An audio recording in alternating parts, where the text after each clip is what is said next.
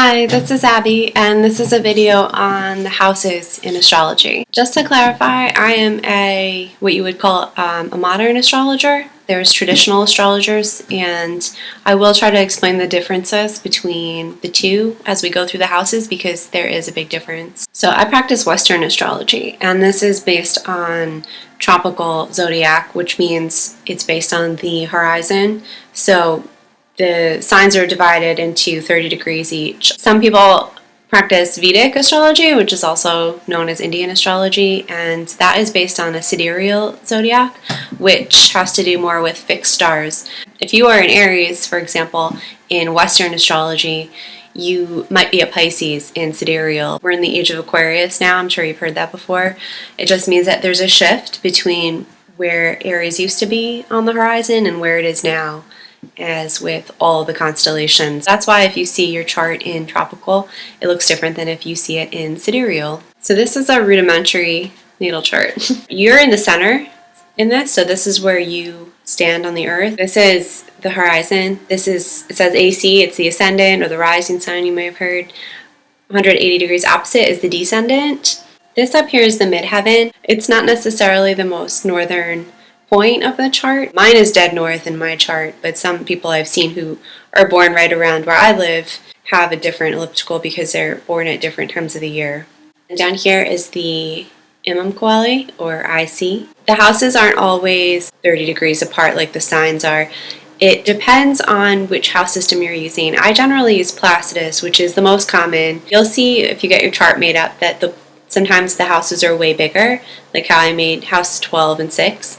But the opposite house will always be exactly as big as the 180 degrees away from it. In traditional astrology, the houses don't have the same connection with a sign or a planet as they do in modern.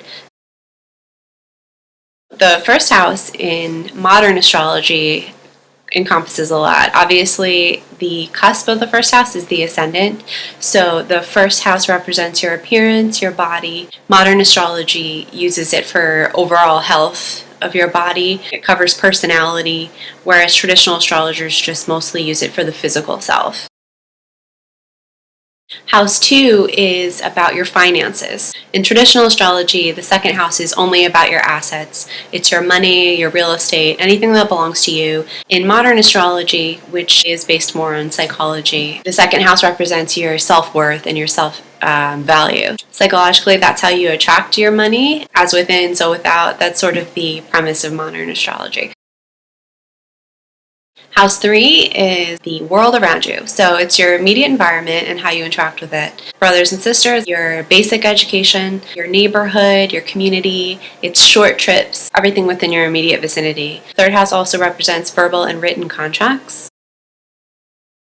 Fourth house in traditional astrology represents the home and the family and your roots, your ancestry.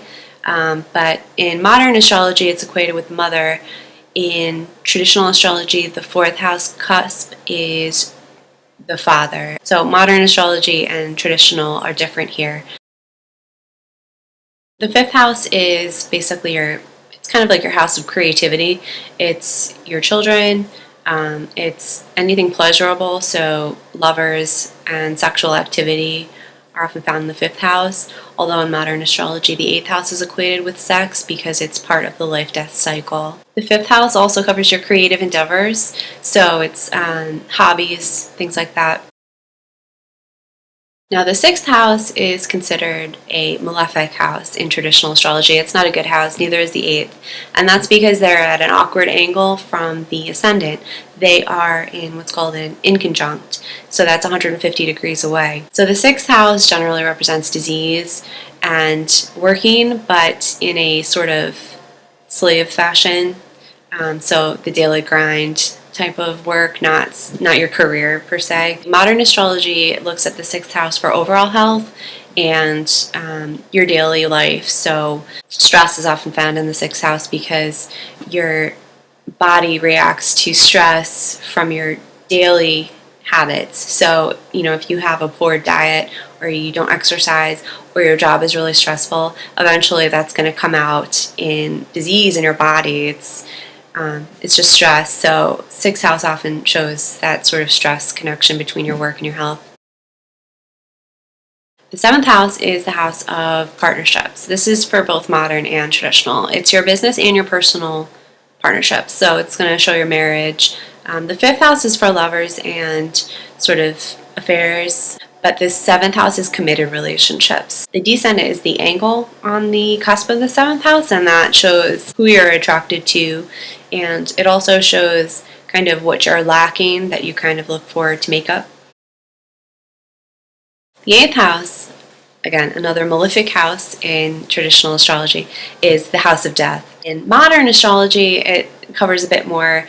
It covers the life-death cycle, so sexual activity is often shown in the eighth house. Also, many modern astrologers see psychology, so how you sort of figure out your own inner workings, the occult, so like mediumship, card reading, tarot, astrology is all covered in the eighth house. In both traditional and modern, the eighth house represents your partner's finances. So they're your shared resources, inheritances that you receive. In modern astrology, it covers debts, tax issues because taxes are shared with the government.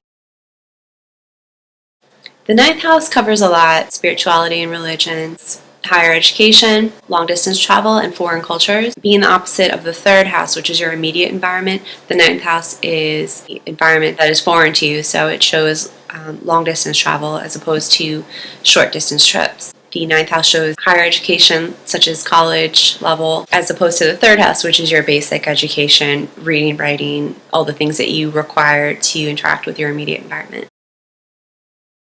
The 10th house in traditional astrology is your public image and your reputation, so what you're known for, sort of your notoriety. Modern astrology, it's looked at as the house of career and professionalism. Also, like I said, the 10th house cusp traditionally is the mother.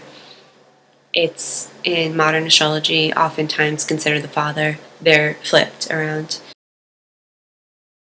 The 11th house is a lucky house in both traditional and modern astrology. Your house of acquaintances, network, friends. It's just a good luck house. It's how you receive money from your superiors because it's the second house from the 10th. It shows your group activity and any sort of humanitarian work that you do. The 12th house in traditional astrology is another house of endings. It's the house of your undoing. It shows your secret hidden enemies, whereas the 7th house shows open enemies. I forgot to mention that. The 12th house in modern astrology is sort of your subconscious. It can show dreams and things that you're not really fully aware of in your conscious life. So they differ a little bit because the traditional meaning of the 12th house can be institutions, like mental institutions or imprisonment.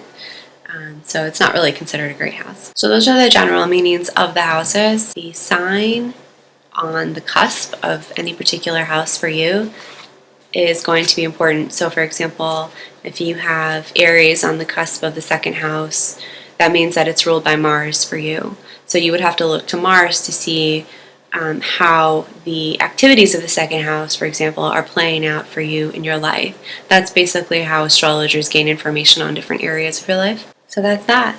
Bye.